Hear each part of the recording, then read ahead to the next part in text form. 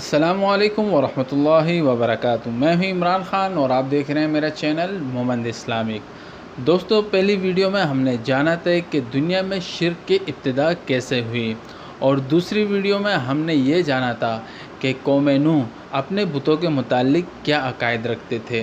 آج کی ویڈیو میں ہم جانیں گے کہ جزیرہ عرب میں شرک کی ابتدا کیسے ہوئی۔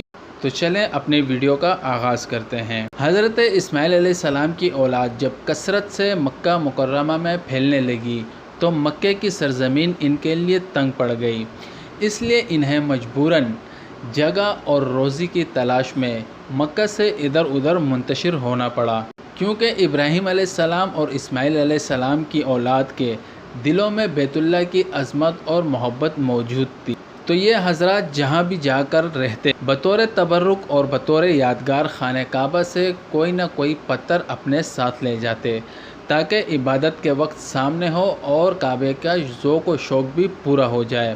بعض نے ان پتھروں کا طواف بھی شروع کر دیا۔ بعد کی نسلوں نے سمجھا کہ ہمارے آباء و اجداد انہی پتھروں کو پوجتے تھے، تو انہوں نے ہر پتھر کو جو انہیں اچھا لگا اٹھا لیا اور اس کی عبادت شروع کر دی، اور اسی طرح باقاعدہ بت پرستی شروع ہو گئی، اور قوم نوح کی طرح اولاد اسماعیل نے بھی شرک کا رواج شروع کر دیا۔